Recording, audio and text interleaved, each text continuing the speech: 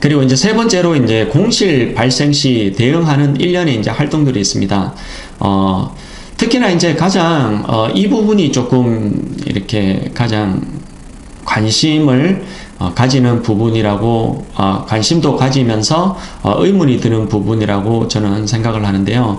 과연 원룸에 이제 빈방이 이제 생겼을 때 어떻게 이제 대처를 하느냐, 이 부분인데, 제가 앞전 강의에서 어떤 얘기를 했냐 하면, 될 수 있으면 타 지역에 이제 원룸 투자를 하는 방법 중에서는 5대 강력시권에 있는 원룸들을 투자를 하시라, 이렇게 제가 말씀을 드렸어요.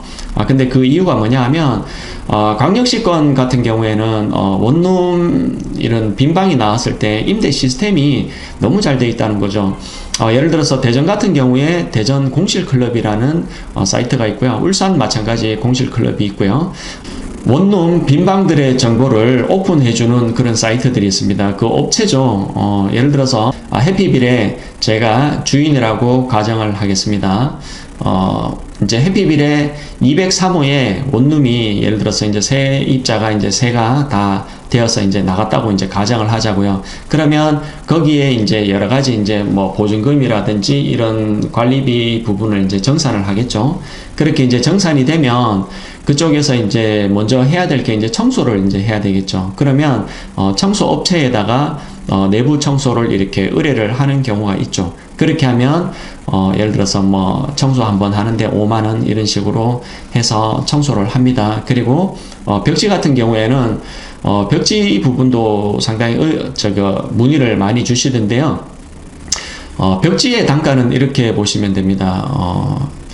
천정은 보통 이제 훼손이 많이 안 되기 때문에 천정을 빼고 나머지 이제 양 사방으로 예를 들어서 도배를 한다, 이렇게 되면 벽지 시공 단가는 한 8만 원 선 정도 이렇게 보시면 될 거예요. 그리고 거기에 이제 청소를 하고 난 다음에 제일 처음에 이제 하는 것이, 그런 대구 같은 경우에도 이제 원룸 빈방 정보를 이제 확인하는 업체가 분명히 있다고 말씀을 드렸습니다. 거기에 이제 전화를 하는 거죠. 예를 들어서 해피빌 203호에 새가 비었으니 요것을 나는 보증금 300에 월 한 40만 원에 월세를 놓고 싶다라고 전화를 이렇게 해서 접수를 이제 해 놓는 거죠. 그러면 그 정보가 어디로 이제 퍼지냐 하면, 원룸 임대를 전문으로 하는 부동산들은 그 사이트들을 다 이렇게 돈을 주고 구매를 합니다. 그래서 만약에 내가 그 업체에다가 전화, 뭐 어플도 있어요. 하지만 그냥 전화하는 게 편하겠죠. 예를 들어서 전화를 해서 그쪽에 빈방이 이렇게 비었다라고 접수만 시켜 놓으면 이것이 대구 전 지역의 원룸 임대 직원한테 다 퍼지게 됩니다. 그렇게 이제 퍼지게 되면 원룸 임대 직원은 그 정보를 가지고 직방이라든지 다방이라든지 아니면 지역 생활 정보지에 이제 광고를 하겠죠. 그렇게 광고를 하게 되면 이제 세입자, 그런 예비 세입자들은 이제 그런 사이트들을 보고 이제 전화 문의를 이제 할 겁니다. 공인중개사 분들한테.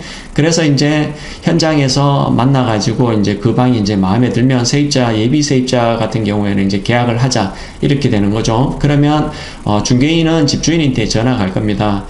예를 들어서 뭐 사장님, 지금 뭐 203호 세입자 분 중에서 이렇게 마음에 드시는 분이 계십니다. 오늘 계약금 40만 원을 미리 이제 입금해 놓고 입주 날짜는 예를 들어서 뭐 한 보름 뒤에 이제 입주를 하려고 합니다. 이렇게 해서 계약금을 이렇게 미리 본인의 통장으로 이제 계약금을 이렇게 송금을 할 겁니다.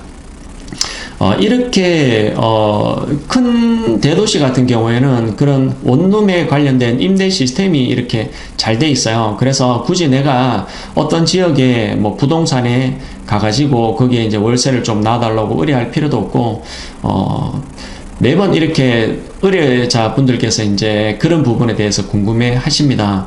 빈방이 나면 내가 부동산마다 이렇게 다 돌아다니면서 이것을 해야 되지 않느냐.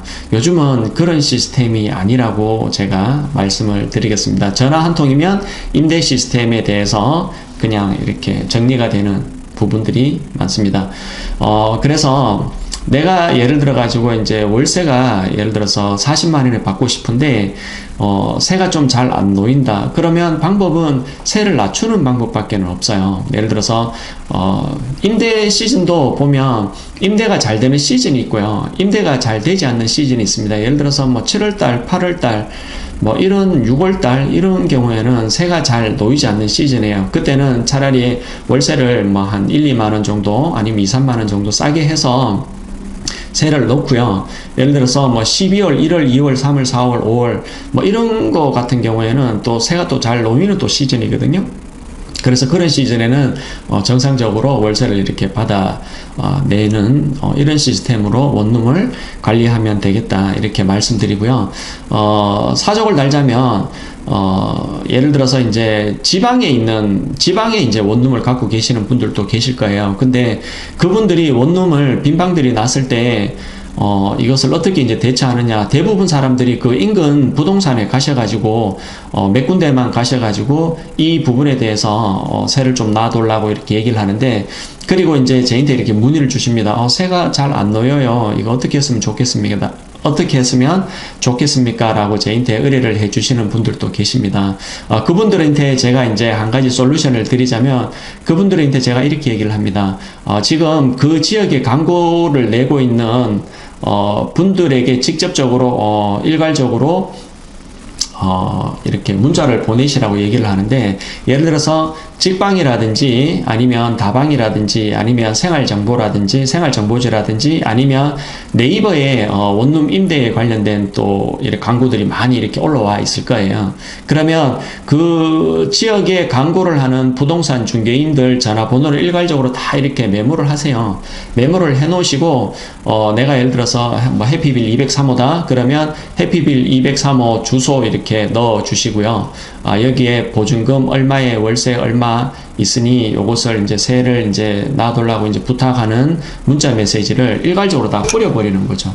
그렇게 하게 되면 이제 부동산 중개인들이 전화가 많이 올 겁니다. 그러면 거기에서 월세 사장님 뭐 1, 2만 원 좀 깎아주시면 안 돼요. 이렇게 전화가 계속 오실 거예요. 그렇게 오면 세 놓는 방법에 대해서 절대로 부동산에 한두 군데 이렇게 내놓고 월세가 왜 안 놓이지느냐, 세가 안 놓이지느냐 이렇게 생각하시지 마시고 조금은 더 적극적으로 활동적으로 그런 부분들에 대해서 이렇게 퍼뜨려 놓아버리면 세가 상당히 빨리 나간다. 이 부분 여러분들께 말씀드릴 수가 있고요.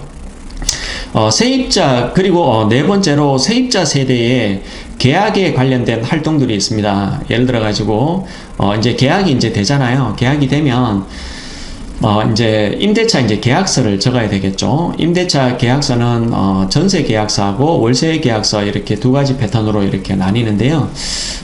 웬만하면 저는 이렇게 임대인식 즉 이제 집주인이 도장만큼은 좀 직접적으로 찍으러 오시는 게 낫다고 봅니다. 타 지역에서 원룸을 이렇게 이제 투자를 하시는 데 있어서 위임장을 써가지고 계약을 하는 경우도 있습니다. 예를 들어서 위임장은 예를 들어 가지고 뭐 어떤 부동산에 예를 들어서 이 빌라의 월세에 관련된 부분은 누구에게 위임함 이렇게 해가지고 위임장을 써서 하는데 만약에 그렇게 해서 월세 같은 경우에는 누구에게 이렇게 위임을 하는 것도 괜찮죠. 하지만 전세 부분에 관련해서는 웬만하면 임대인이 직접 도장을 가지고 한 번씩 이렇게 계약을 하는 게 저는 좋다라고 생각을 합니다. 그리고 마지막으로 세입자에 관련된 월세 관리가 있습니다. 이렇게 이제 총 5가지의 원룸 관리에 관련된 일련의 활동들이 있는데 예를 들어서 이제 세입자 세대의 이제 월세 관리 같은 경우에 예를 들어서 뭐 할 건 없죠. 예를 들어서 매달 며칠에 뭐 메토가 이렇게 새가 이렇게 들어온다는 것을 통장을 이렇게 하나를 만드는 거죠. 그래서 원룸을 만약에 내가 이제 임대 사업을 한다 그러면 별도로 새가 들어오는 통장은 별도로 한 개를 만들어 놓으시는 게 낫죠. 그렇게 해서 그쪽에서 이제 월세 들어오는 부분 체킹할 수 있고요. 그리고 그 통장 안에서 아까 전에 관리비 여러 가지 있었죠. 관리비를 자동 이체 시켜 놓고 거기에서 이자라든지 물세라든지 뭐 공동전기세 그리고 인터넷 비용 이런 것이 예를 들어서 자동 이체로 될 수 있게끔 만들어 놓는 부분도 상당히 좋습니다. 그렇게 순리대로 계속해서 이제 월세가 이제 들어오면 좋지만 간혹 이제 한 번씩 월세가 이제 안 들어오는 경우도 있을 거예요. 근데 그 부분에 대해서 너무 스트레스를 받으시지 마시고 원룸 관리를 맡은 부동산 중개인들한테 연락을 하십시오.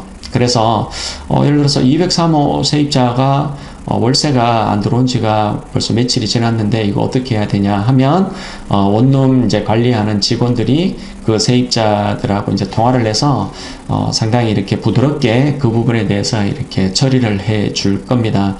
그래서 그런 부분들을 이렇게 종합적으로 이렇게 봤을 때 타 지역에서 원룸을 이렇게 투자하시는 분들은 될 수 있으면 원룸 중개인들과 원룸 중개인들한테 관리를 맡기시는 게 상당히 편합니다.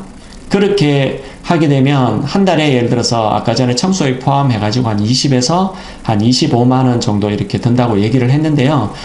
그 부분 충분히 이렇게 제값을 할 겁니다.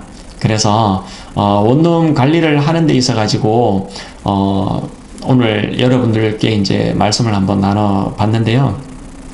원룸 관리가 그렇게 어렵지는 않습니다. 예를 들어서 조금 원룸 관리하는 중개인 분을 조금 스마트한 분들을 이렇게 찾게 된다면 그분들이 여러 가지 이렇게 경험들이 많다 보니까 원룸에 어디가 고장나면 어느 업체에 전락을 하고 어디가 잘 안되면 어떤 분들에게 이렇게 얘기를 하고 관리적인 부분이 잘 안되면 세입자들한테 어떻게 이제 융통성 있게 그분들에게 이제 월세 관리를 이제 하는지 이런 부분들은 제가 봤을 때 위탁 관리 업체들한테 맡기는 것보다는 원룸 중개인들한테 관리를 맡기는 부분이 상당히 좋다고 저는 생각을 합니다. 네, 오늘은 원룸 관리에 대해서 이렇게 여러 가지 내용을 가지고 이렇게 말씀을 드렸는데요. 원룸을 직접 운영하는 방식도 있고 원룸을 위탁하는 방법이 있는데 처음 이렇게 원룸 투자 사업을 하실 때는 한 1년 정도는 원룸을 한번 이렇게 위탁해 가지고 관리하는 방법도 나쁘지는 않다. 저는 이렇게 말씀을 드리고요. 그리고 원룸을 보통 한 3개월에서 6개월 정도 이렇게 원룸 임대 사업을 진행해 보시면 어느 정도 이렇게 멘탈이 생기실 거예요. 그래서 원룸 이렇게 관리하고 운영하는 게 그다지 어렵지는 않구나 하는 부분들 분명히 아실 겁니다. 오늘 여러분들과 원룸 관리에 관련해서 말씀을 드렸고요. 또 궁금하신 내용 있으시면 저에게 이제 전화를 주시면 또 세부적으로 더 자세한 이야기 말씀을 드리고요. 지금 저희 구독자 수가 이제 한 4,700명 정도를 이렇게 넘어서고 있습니다. 여러분들의 구독자분들의 어떤 성원에 힘입어 이만큼 원룸 멘토링 스쿨이 계속해서 성장한다고 저는 생각합니다. 항상 성실함과 겸손함을 잃지 않는 원룸 멘토링 스쿨 교장이 되도록 노력하겠습니다. 감사합니다.